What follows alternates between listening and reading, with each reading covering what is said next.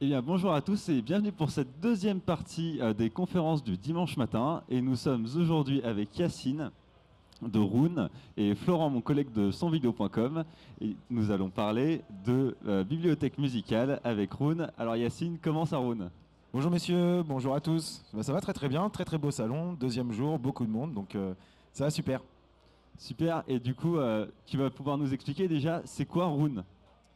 Alors Rune, c'est la deuxième vidéo qu'on fait, on a déjà fait une première vidéo avec Pépé, C'est vrai. donc on va un petit peu reprendre aussi ce que c'est Rune. Rune, pour être très simplement, Rune c'est un player. C'est quelque chose qui va vous permettre, dans un premier temps, de mettre votre musique en local et vos streamings dans une seule et même plateforme. Cette plateforme va être enrichie en contenu, donc vous allez pouvoir surfer et découvrir réellement la musique, à savoir qui a joué avec qui, quand, comment. Vous allez pouvoir découvrir de nouvelles façons d'écouter de la musique, de nouvelles informations. Et en plus de ça, il va y avoir une compatibilité infinie avec tous vos produits qui sont à la maison. Donc on a notre propre protocole maison qui permet de lire en ARS et de distribuer la musique en ARS sans fil sur le réseau, mais aussi en utilisant AirPlay, Chromecast, Sonos, Squeezebox de Logitech par exemple, et de communiquer par exemple aussi avec votre télé.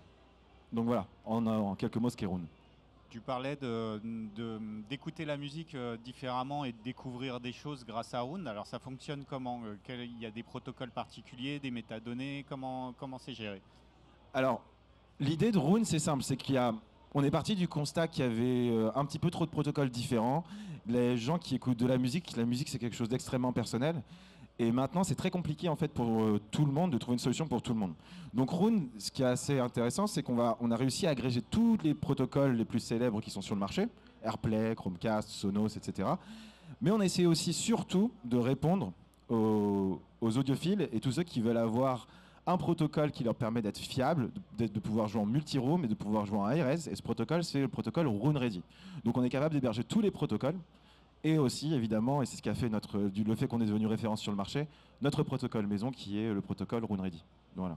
Donc ça répond vraiment à la problématique déjà de avoir sa bibliothèque musicale, quelle qu'elle soit, en local, par exemple mes fichiers que j'ai numérisés, mais aussi ma bibliothèque Cobuzz, et tout ça enrichi avec beaucoup d'éditorial, et donc vraiment de faire un voyage à travers sa propre musique, c'est ça si j'ai bien compris. Exactement. Et le côté éditorial est super intéressant. Il va répondre aussi bien aux mélomanes qu'aux audiophiles, au sens où du coup on va repartir, on va vraiment découvrir la musique, on va faire un voyage, au sens où on va pas être enfermé comme on est souvent de nos jours dans la musique digitale, où on nous pousse des choses, ou sinon quand on cherche, on va avoir une expérience en entonnoir, c'est-à-dire que on va chercher un artiste, on va avoir l'album, puis la piste, et après on doit revenir en arrière. Là, dans le cas de Roon, on cherche l'artiste ou on cherche l'album, on va avoir des informations dessus, et il va y avoir des hyperliens qui vont nous dire qu'un tel a joué qu'un tel, on clique, et là on découvre. Donc on peut aller de Drake à Beethoven en passant par Prince, et tout ça juste en 5 minutes et en écoutant de la musique, donc c'est super intéressant. Et d'ailleurs, tu disais que Roon c'était compatible avec beaucoup de protocoles et que ça s'intégrait très rapidement dans la maison. Ça veut dire que moi j'ai une barre de son Sonos, mais par exemple j'ai aussi un ampli Denon. Tout ça c'est compatible et une enceinte de Vialet.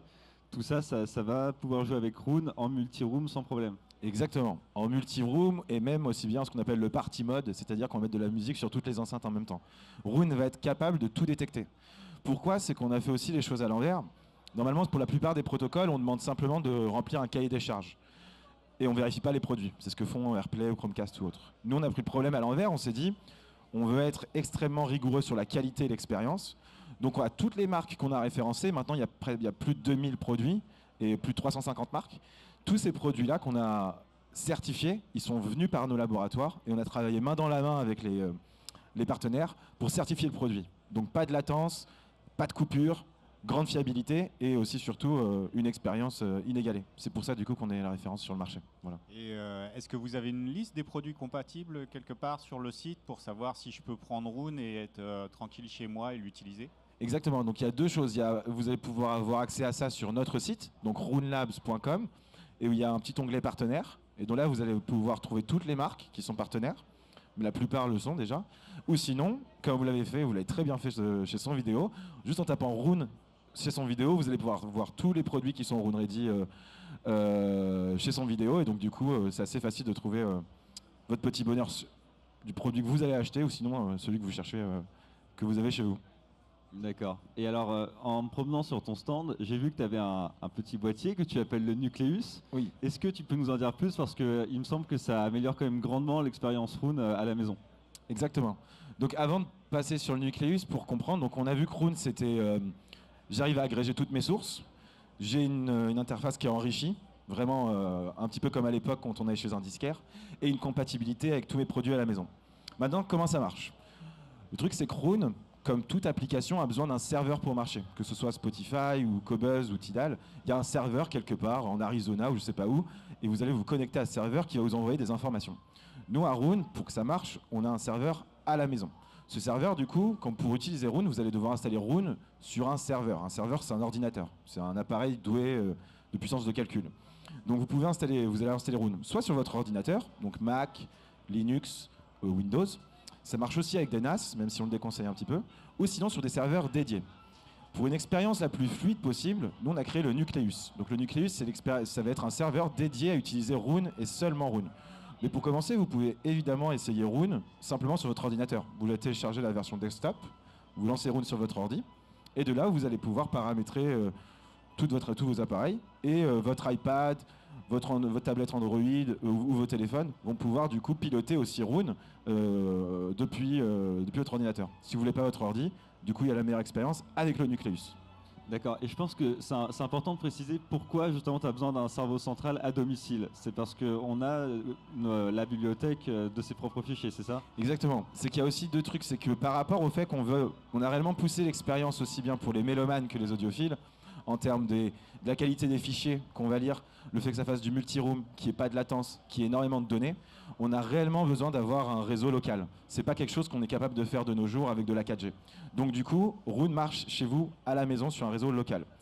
Le truc, c'est qu'il faut aussi avoir une certaine puissance de calcul. Donc l'ordinateur, ça marche. Mais à terme, quand vous allez commencer à vraiment adorer Roon et l'utiliser très souvent, la puissance de calcul de l'ordi, vu qu'il fait d'autres choses, il est sur Internet, il fait ci, il fait ça, elle va pas être optimisée pour utiliser Roon. Donc du coup, en utilisant un serveur dédié comme le Nucleus, qui a du coup notre système d'exploitation qui est dédié, là vous êtes sûr que c'est la chose la plus efficiente et la meilleure pour traduire le son, exploiter le son et aussi avoir l'expérience. Donc c'est pour ça qu'on a le Nucleus, qui est le serveur dédié et qui enrichit l'expérience. Et donc sur le Nucleus, qui a l'air déjà très performant, puisque tu as du SSD, tu as un processeur Intel, enfin c'est plutôt bien équipé en interne. Pour mettre ta bibliothèque, tu as aussi une baie en interne aussi, et tu as des possibilités en USB, c'est ça? Exactement. Vous pouvez connecter votre disque dur externe en USB, un HDD ou un SSD, et vous pouvez aussi l'ajouter à l'intérieur du Nucleus. Comme ça, vous n'avez pas de problème. Et c'est quelque chose que font la plupart de nos revendeurs. Et le Nucleus, c'est vraiment un plug and play. Donc ça veut dire que vous branchez en Ethernet, vous mettez l'alimentation, il reconnaît tout, il va chercher vos fichiers qui sont sur le réseau, et il vous le mélange avec vos streamings, donc Qobuz et Tidal, etc. Donc c'est vraiment plug and play. D'accord, et en termes d'expérience, ça donne une fluidité incroyable, je suppose. Exactement, une fluidité assez déconcertante. Et ce qui est assez drôle, c'est que la plupart du temps, quand on présente un produit, on est en train de montrer à quel point il est beau, à quel point il est efficace, etc. Et le Nucleus est tellement silencieux, c'est-à-dire qu'à contrario d'un ordi qui va tourner et qui peut ramer, qui va chauffer ou faire du bruit, bah, le Nucleus est super discret. Donc vous le mettez vraiment dans un coin de chez vous, vous n'entendez plus parler. Le casing est super beau, il est noir, il a vraiment une certaine prestance, on va dire. Mais le truc, c'est qu'il est vraiment silencieux, pas de bruit, donc vous le mettez et hop, vous l'oubliez. Voilà. Et du coup, tu as plusieurs modèles de Nucleus. Comment ça se passe? C'est quoi l'offre que vous avez chez Roon sur le Nucleus? Donc il va y avoir, on a deux produits sur la gamme Nucleus. D'ailleurs, le Nucleus et le Nucleus Plus. Le Nucleus, on traduit généralement, ils ont le même casing, donc bon, désolé pour l'anglicisme, mais le même casing. Mais l'intérieur va être différent en termes de carte mère, de SSD et de puissance. Donc une personne typiquement qui va vouloir faire beaucoup de multi-room, donc avoir différentes zones, et qui a une énorme bibliothèque musicale, si de par exemple de 2 Tera, 3 Tera, 4 Tera, il va plutôt aller sur le Nucleus Plus. Pour une personne qui veut simplement utiliser sa bibliothèque locale ou streamer sur une ou deux zones, le Nucleus est parfait pour lui. Donc c'est là où on va faire les différences. C'est en termes de l'importance de la puissance du calcul qui va se faire du coup sur les zones et votre bibliothèque en local et sa capacité, les fichiers que vous lisez, etc. Donc le Nucleus pour les personnes qui sont plutôt assez basiques dans leur utilisation, le Nucleus Plus pour les personnes qui veulent vraiment pousser l'expérience sur la musique locale et les zones. Voilà. Et on peut l'essayer où ce fameux Nucleus? Du coup, moi, je suis juste à côté là-bas au H7 avec différents produits et avec le Nucleus. Et du coup, n'hésitez pas à passer si vous voulez faire un petit saut pour que je vous fasse une petite démo de Rune. Parfait. Et alors, il me semble qu'on est là parce qu'il y a une nouveauté chez Rune qui est assez importante et qui répond à une vraie demande de vos clients. Est-ce que tu peux me parler du coup de votre nouveauté si attendu? Exactement. Donc là, on a vu un petit peu, encore une fois, Rune et comment ça marche le système avec le Nucleus. Et Rune, du coup, l'équipe a plus de 15 ans d'expérience dans la musique et la recherche, dans le recherche et développement de la musique en digital. Et on a pris le temps de créer vraiment le meilleur produit pour l'usage à la maison. De nos jours, on est en 2022. Tous les gens demandent surtout d'avoir une capacité d'écouter leur musique en balade, comme vous le dites si bien. Et donc, du coup, en dehors de chez eux. Nous, on a pris le temps de satisfaire un besoin de qualité et d'expérience à la maison. Donc, nos utilisateurs nous demandaient au bout d'un moment, j'utilise Rune, j'adore ce produit, mais on veut être capable de l'utiliser à l'extérieur. Le truc, c'est qu'à l'extérieur, comme je vous l'ai expliqué, la 4G et ce type de réseau ne permet pas de pouvoir diffuser une certaine qualité audio. Mais on a réussi on a travaillé dessus pendant 2 ans, voire 3 ans, et on a réussi finalement à créer la première version de Rune, ce qu'on appelle en balade, donc on the go, qui permet du coup à Rune vous allez avoir Rune sur votre téléphone, vous êtes connecté à la 4G, et Rune Arc, donc l'application qu'on a créée, va être capable de se connecter à votre serveur chez vous, donc le Nucleus, ou ça peut être votre ordi ou autre. Il va se connecter à votre musique et vous allez pouvoir avoir accès à vos streams, donc Qobuz, Tidal ou autre, et votre musique en local. Donc ce qui est assez puissant parce que finalement ça devient votre streaming personnel. Donc ça veut dire que vous avez toutes vos musiques disponibles où vous voulez. Vous êtes bloqué à l'aéroport, vous n'avez pas internet, vous avez votre musique qui est quand même disponible via Rune Arc. Donc ça permet maintenant d'avoir une expansion de votre bibliothèque à la maison et de toute cette qualité à l'extérieur. Voilà Rune Arc en quelques mots quoi. Et du coup, comment tu fais le lien entre l'Arc et le Nucleus? Ça crée un serveur distant? Comment ça marche? Donc du coup, Rune Arc pour communiquer avec le Nucleus va passer par ce qu'on appelle le port forwarding. Donc vous allez ouvrir un des ports en fait du Nucleus. Donc vous ouvrez Rune, vous allez dans les réglages et vous autorisez votre serveur, donc votre ordi, Nucleus ou autre, à pouvoir autoriser l'accès de Rune Arc sur votre Nucleus. Donc du coup, ensuite, c'est OK. Ça se paramètre automatiquement. C'est super simple. C'est vraiment un jeu d'enfant. Et ensuite, vous téléchargez l'appli Rune Arc, qui est disponible sur Android, iOS, et vous allez pouvoir directement bénéficier de votre musique où que vous soyez, en balade ou autre. On the go. Et donc tu disais, il y avait 2 applications. Tu as ton application Rune pour chez toi, tu as l'application Rune Arc quand tu es en balade. Et du coup, est-ce que cette application elle a un surcoût pour l'utilisateur Rune classique? C'est exactement la question qu'on nous pose tout le temps. Et beaucoup de personnes auraient souhaité, ou même beaucoup d'entreprises auraient fait ça. Mais nous, à Rune, la philosophie, c'est qu'une personne qui essaye Rune, ça veut dire même en gratuit, et qui l'utilise sur un ordinateur, ou une personne qui a une licence à vie, et qui utilise depuis des années, qui a le Nucleus Plus, ces 2 personnes vont avoir les mêmes fonctionnalités. C'est réellement dans notre philosophie que de proposer la même expérience à toutes les personnes. Donc non, Rune Arc, même si vous commencez un essai gratuit, vous allez avoir Rune Arc qui est disponible. Donc c'est disponible pour tout le monde et non, il n'y a pas de surcoût. Vous devez juste l'installer, c'est gratuit pour votre téléphone, donc sur Android ou iOS. Et du coup, quels sont les prix de l'abonnement pour Rune par mois ou à vie? On est dans quel budget? Alors Rune, il va y avoir 3 abonnements possibles. Il va y avoir un abonnement mensuel qui va être à 12 €, c'est ça, donc à 12 €. Un abonnement annuel à 120 €, donc ça revient à 10 € par mois. Et ensuite un abonnement à vie à 699 €. Super. Ok, il faut ajouter bien sûr sa bibliothèque externe si on est par exemple sur un Qobuz. Exactement. C'est ça, les coûts s'additionnent. Exactement. Mais ce qui est intéressant, c'est qu'on a beaucoup d'utilisateurs. En fait, Rune avait été créé de base pour les personnes qui avaient de la musique en local. Et c'était un petit peu dommage pour elles de ne pas avoir une expérience enrichie avec la musique en local qu'ils ont. Et nous, on a rajouté ce pont pour leur dire, écoutez, on va vous permettre d'avoir une belle interface pour votre musique en local. Et on a ajouté aussi des plateformes de streaming. Donc, du point de vue, si on voit que le streaming, c'est vrai que oui, il faut que tu aies le streaming pour pouvoir ensuite utiliser Rune. La plupart de nos utilisateurs ont streaming plus musique en local. Il y en a aussi beaucoup qui ont que du local et il y en a aussi beaucoup qui ont que du streaming. Donc si on prend le cas du streaming, oui, tu dois avoir ton abonnement de streaming auquel tu rajoutes ton abonnement de Rune. c'est vrai. Oui. Très bien. Et donc du coup, c'est clairement pour les audiophiles. C'est quoi, autant sur Roon que sur Roon Arc, les débits musicaux que tu as, les tailles de fichiers que tu peux streamer? On est sur de la high-res, j'imagine?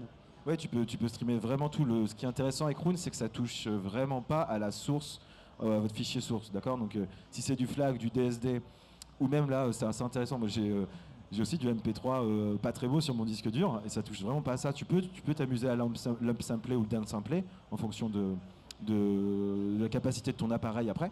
Mais non, ça touche vraiment pas à ça et c'est capable de tout lire. Donc ça lit vraiment tous les fichiers, du high-res aux fichiers les plus détériorés, on va dire. Voilà. Est-ce qu'il y a d'autres petites astuces sur Roon aussi? J'ai vu, en fait, Roon c'est la bibliothèque, mais c'est aussi plein de petites options. C'est quoi les options qui font un peu le sel de Roon? Bah ouais, un petit truc intéressant, peut-être pour finir, c'est sur le salon, il y a beaucoup de monde. J'ai eu l'occasion de voir et de parler avec beaucoup d'utilisateurs qui ont déjà Roon, qui ont certaines questions, des personnes qui ne savent pas réellement ce que c'est Roon, mais qui ont vu Roon Ready sur beaucoup d'appareils partout, parce qu'on est compatible avec beaucoup de produits. Et c'est ce qui est surtout intéressant, c'est qu'avec la qualité de ce salon qu'on a ici, il y a aussi bien des mélomanes, donc des personnes qui adorent la musique, que d'audiophiles, des personnes qui adorent la musique mais qui aiment aussi ce côté physique avec les produits. Et Roon répond du coup à ces deux trucs. Avec l'interface très enrichie, vous allez avoir des personnes qui veulent vraiment découvrir qui a joué, quand, ou avec qui, et des personnes aussi qui sont très portées sur la qualité audio. Donc Roon rejoint ces deux mondes, et je pense que c'est intéressant pour les audiophiles qui sont mélomanes et les mélomanes qui veulent devenir audiophiles. Donc ça fait un petit peu ce pont-là. Et donc c'est un grand plaisir que je vous retrouverai au stand H7 si vous voulez tester et venir voir ces nouveautés. C'est ça, juste à gauche de la scène, quand Exactement. on est sur scène. Eh bien, écoutez, merci Yacine. Merci à vous, monsieur. Merci Florent. C'était très intéressant. Je pense que il y a plein de gens qui connaissent Roon parce qu'ils ont vu des vidéos, ils ont vu quelque chose, mais ils ne comprenaient pas forcément ce que c'était. Là, je pense qu'on a fait un bon point d'éclairage. Donc, merci Yacine. Merci à vous pour votre temps et puis merci à tous aussi qui êtes là. Merci. Et nous, on se retrouve bientôt dans 10 minutes avec Nedja.